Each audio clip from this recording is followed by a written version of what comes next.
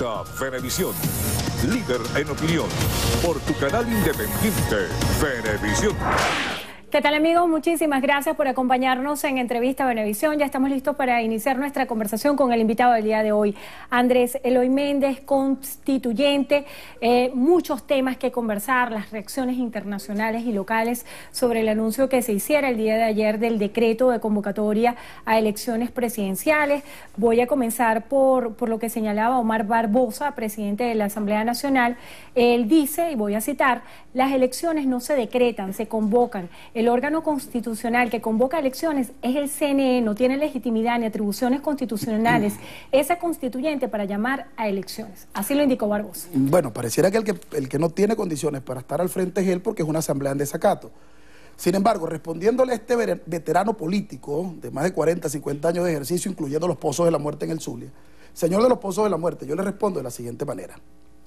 La Asamblea Nacional Constituyente es un poder supraconstitucional. Eso está más que debatido por toda la doctrina constitucional del mundo. Pero además emite actos constituyentes. Dentro de esos actos constituyentes se emiten decretos constituyentes de inmediato acatamiento y obligatorio. Ese decreto constituyente prevé la convocatoria a las elecciones al órgano constituido respectivo, que es el CNE. Lo que pasa es que este viejo adeco, ahora devenido en un nuevo tiempo, maneja muy bien la fraseología y con eso pretende confundir. Esto está absolutamente resuelto por la doctrina, por la legalidad y por el 347, 348 y 349 de la Constitución de la República Bolivariana de Venezuela. Se activó el primer paso, ahora viene el poder constituido, CNE, nuestro poder electoral, extraordinario, transparente y mundialmente reconocido, a fijar el cronograma electoral, además que es un cronograma relativamente sencillo porque es un solo voto. Ahora si revisamos las reacciones internacionales, el Grupo de Lima, que está integrado por 14 cancilleres del mundo, también rechazó esta convocatoria, así lo hiciera también el secretario general de la OEA, Luis Almagro. Y le quiero preguntar, casando estos argumentos internacionales con el tema del diálogo, que ya le tocaba al ministro de Comunicación e Información, el canciller de México dijo que se levantaba de la mesa de diálogo. ¿No fue esta convocatoria una jugada adelantada al proceso de diálogo? Porque una de las conclusiones y las solicitudes que estaba haciendo la oposición era la realización de elecciones justas y transparentes, al igual que un canal humanitario. ¿No fue este anuncio una jugada adelantada en virtud de que no se celebró el pasado 18 la reunión que estaba prevista del diálogo? Yo creo que es evidente, Endrina, y es muy bueno conversar del tema del diálogo. Pues yo creo que el diálogo incluso no ha caducado, pudiera tener incluso un momento estelar el diálogo. Creo que Jorge Rodríguez hace minutos, respondiéndole a Liz Flores, hablaba sobre el tema del diálogo. Pues hay una fecha de 28 y 29. ¿Qué es lo que nosotros esperamos? Que la oposición no siga despreciando el diálogo, que la oposición le dé un nivel alto al diálogo, pero que además que hable con ese canciller que ellos invitaron como acompañante, no beligerante. A veces uno le extraña la posición de algunos que no se ubican. Si tú vas a acompañar un diálogo, pues acompáñalo como buen veedor, de buena fe, buen oficiante. ¿Cómo que tú acompañas un diálogo dándole patadas a la mesa? Es muy triste la posición mexicana, lo dijo Benito Juárez hace mucho tiempo, ¿no? Tan lejos de Dios y a veces tan cerca de los Estados Unidos. Lamentamos muchísimo esa posición, pero sin embargo seguimos apostando a más de las 400 veces que el presidente Maduro ha llamado al diálogo. El 28 y el 29 hay una nueva reunión. Ahora, hay ya factores internacionales que empiezan a dispararle a un proceso electoral.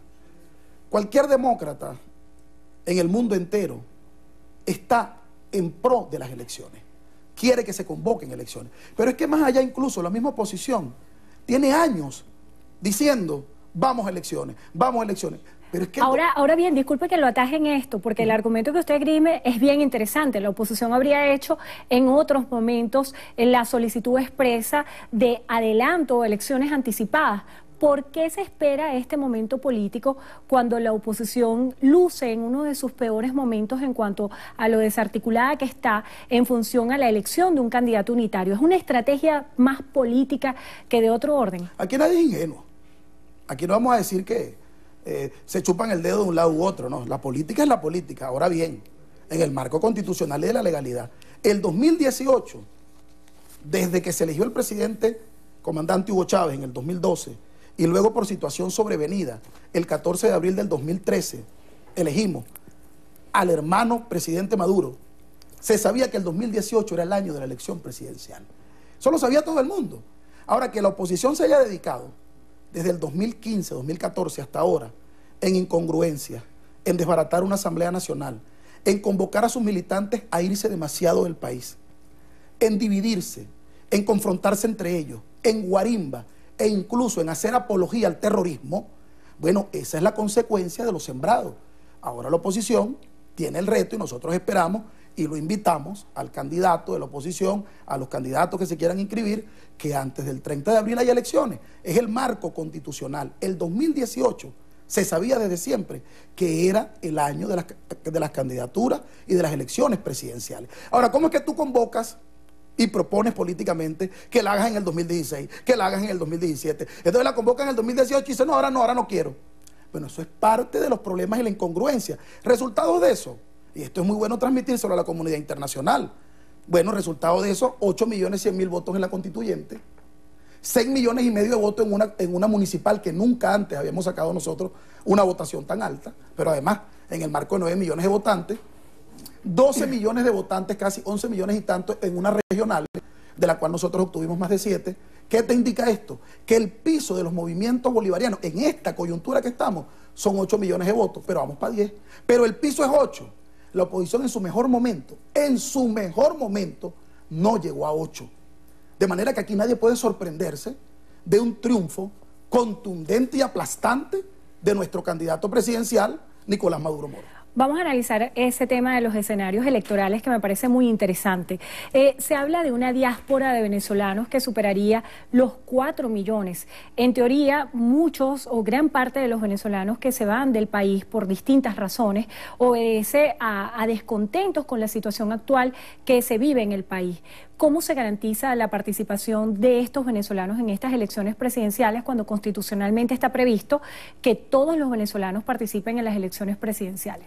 Bueno, yo no daría por hecho de 4 millones, ¿no? Porque el registro que tenemos... No hay una cifra oficial hasta ahora, son estimaciones que se hacen en función a los registros La última estimación que tenemos es más o menos de 1.600.000, 2 millones de venezolanos, porque hay mucho que sale y entra.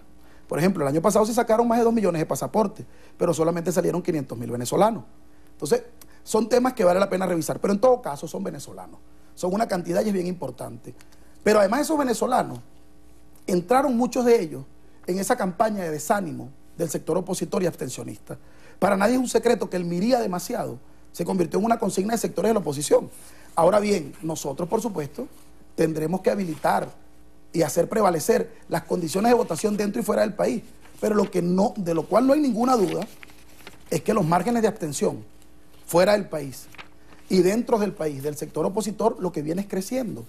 Esa es una realidad, no lo digo yo, se lo pueden preguntar incluso al señor Luis Vicente León, que creo que ya lanzó 2 sentencias lapidarias por su Twitter del día de ayer y el día de hoy, como desmarcándose de todo lo que va a pasar en ese sector opositor que él asesora, que él ha venido asesorando y que ahora le está dando una especie de premonición de que las elecciones no hay manera de que las puedan ganar. Yo lo que creo es que el 2018 es el año presidencial desde hace muchos años. Ellos han venido llamando elecciones, bueno, como dice el dicho, no es lo mismo llamar al diablo que verlo llegar. Ya llegó, llegaron las elecciones son ya, son de inmediato, en el 2018 tienen una fecha. Ahora, ¿quieren dialogar algunos términos de elecciones? ¿Quieren seguir dialogando algunos términos para la paz del país? Bueno, de aquí al 30 de abril hay mucho que hablar. El 28 y 29 de enero hay una reunión en República Dominicana, pues asistan. Méndez, ¿por qué interpretar el tema electoral como una amenaza para la oposición venezolana? Ayer cuando Diosdado Cabello hacía la lectura del decreto y donde se fijaba esta convocatoria de este proceso electoral, él decía, mientras más sanciones, más elecciones. ¿Qué tiene que ver las sanciones de los últimos días con esta jugada anticipada de convocar a elecciones en este primer cuatrimestre? Porque eso tiene que ver con la dicotomía que existe entre intervencionismo, injerencismo, versus soberanía. ¿Qué es el hecho electoral? Es un hecho de ejercicio de soberanía, donde el pueblo decide su destino a través del voto, del sufragio. Es precisamente la antítesis del injerencismo, el imperialismo, que además, lamentablemente, en los últimos meses y más en las últimas horas, desde Lima, desde España, desde el Departamento de Estado norteamericano, se dan las ruedas de prensa de la oposición de Venezuela. Son esos los voceros ahora. ¿Dónde están los voceros de la oposición? ¿Dónde está Julio Borges, por ejemplo? ¿Por qué no ha hablado? ¿Dónde están los partidos? ¿Dónde están? ¿Por qué no han hablado? ¿Por qué no se han expresado? No se expresa el Grupo de Lima, de allá desde la patria de Kuczynski, vergonzoso presidente, no sé si de llamarle Kuczynski o Fujimori Kuczynski o Kuczynski Fujimori. No sé cómo terminó siendo esa herejía insectuosa entre Kuczynski y Fujimori. Bueno, desde ahí declaran, desde una moral muy baja, pero desde esas tarimas inmorales, internacionales, es que la oposición hoy está declarando. Bueno, entonces después no digan por qué los venezolanos se deciden ante la dicotomía del injerencismo, se deciden por la soberanía. Por eso nuestro planteamiento es, mientras más sanciones, que es injerencismo, que es intervención, que es agresión, más elecciones, que es soberanía, que es pueblo y que es democracia.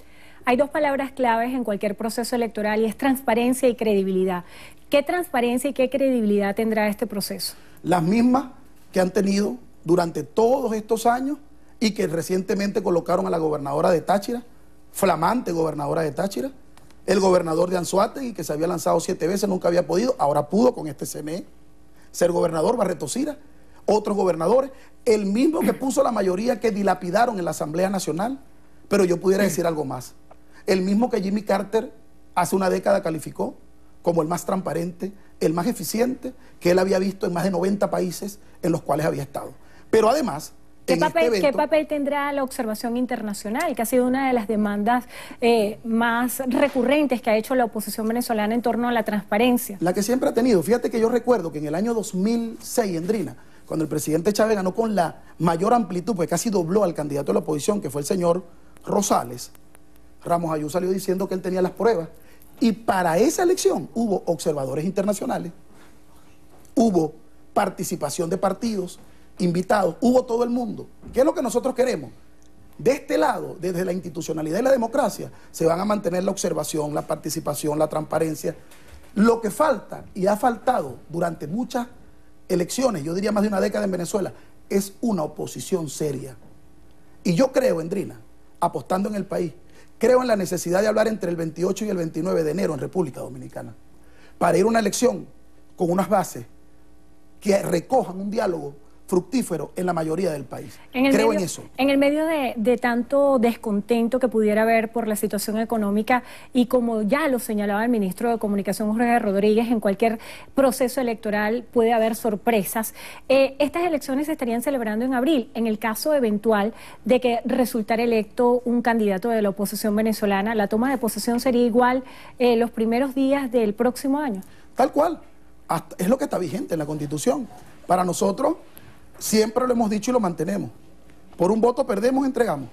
Pero por un voto ganamos, lo defendemos. Ahora, ¿qué es lo que es sano para el país en este momento? ¿Cuál sería una ruta muy sana para el país en este momento? Un diálogo el 28 en República Dominicana. Y firmar, para que no empiecen a salir los hijos de la guarimba y del terrorismo por allí, que ya empiezan a asomarse, además, de manera muy soez en la sociedad venezolana. Y vayamos a una elección en el mejor clima. Pero además, después de abril, yo escribiría un libro que diría, después de abril hay política. ¿Y cuál es la política que va a tener este país después de abril, Endrina? Para los venezolanos y ante el mundo entero. ¿Cuál es la oposición que vamos a tener? Esta misma oposición. ¿Merece el país esta oposición? Un representante del gobierno de Colombia precisamente el día de hoy señalaba de que se debían tomar medidas de ajuste en Colombia para lo que él denomina el día después. ¿Qué escenario se estaría manejando después de estas elecciones presidenciales? Bueno, si nos dejamos orientar por las declaraciones de los cancerberos colombianos, probablemente ellos dirían que es un apocalipsis, ¿no? Sobre todo la burguesía colombiana, la oligarquía, no el pueblo colombiano, no esos 6 millones de colombianos que viven en Venezuela, que lo tratamos con cariño, con vivienda y con amor, no como nos están tratando en Cúcuta los venezolanos, que sea por lo que sea, que se hayan ido, merecen mucho respeto. Después de abril, que siga la política, que siga la democracia, el pueblo va a decidir cómo resolver el problema económico. ¿Bajo qué modelo hacerlo? ¿Con qué presidente hacerlo? ¿Qué es lo que nosotros nos planteamos? Una oposición más seria, sin fundamentalismo, sin terrorismo, sin atajos. Que nos vayamos por la ruta electoral. A eso lo convocamos. Es la mejor fórmula para los venezolanos. ¿Qué responde usted a los que piensan que la Asamblea Nacional Constituyente, una vez instalada, solamente ha resuelto problemas políticos y sobre todo en materia electoral y no se ha dedicado al tema de la profunda crisis económica que vive Venezuela? Yo le diría que tienen razón en pensarlo, porque nosotros hemos atendido cambiar al fiscal general de la República para detener el terrorismo. La convocatoria de elecciones para la consolidación de la paz en lo territorial, en todo espacio, y la paz duradera. Y hemos acompañado en 6 de las 9 leyes el avance en el tema económico del presidente Maduro. Pero el presidente ya ha anunciado, para lo que es para mí, esto es una opinión muy personal, el punto más neurálgico del problema económico en el país, que es el tema del mercado cambiario, porque es el dólar today el que marca la hiperinflación, el enemigo central a derrotar, para que tengamos precios estables y salarios que realmente puedas tener poder adquisitivo. Hay que tener un mercado cambiario estable. El presidente ya anunció que a partir de la semana que viene entra en funcionamiento la nueva flotación y el nuevo modo cambiario desde el Banco Central de Venezuela, acompañado con el petro como otra fórmula del mercado de valores para tener a dónde llevar las inversiones de los capitales, y con un nuevo modo cambiario. El petróleo ya no está en 20 ni en 30, se acerca a 60, gracias al presidente Maduro. Y si Maduro resistió y no, bajo ninguna circunstancia, traicionó al pueblo con el petróleo en 20 o en 30, jamás lo haría en 60 y mejores condiciones tendría. Creo que merece la oportunidad Maduro de gobernar el país con el petróleo en 60 o 80 y con un nuevo modo diversificado al cual apuntamos. Esta realidad económica del mercado cambiario tiene que ser atendida, como está siendo atendida en los primeros días de enero por el gobierno nacional, y también acompañada por la Asamblea Nacional Constituyente en el despliegue que vamos a hacer en todo el país. Andrés Eloy Méndez, constituyente, gracias por estar con nosotros hoy en Entrevista Venevisión, y gracias a ustedes también por habernos acompañado. Que tengan todos buenas tardes. Milagro.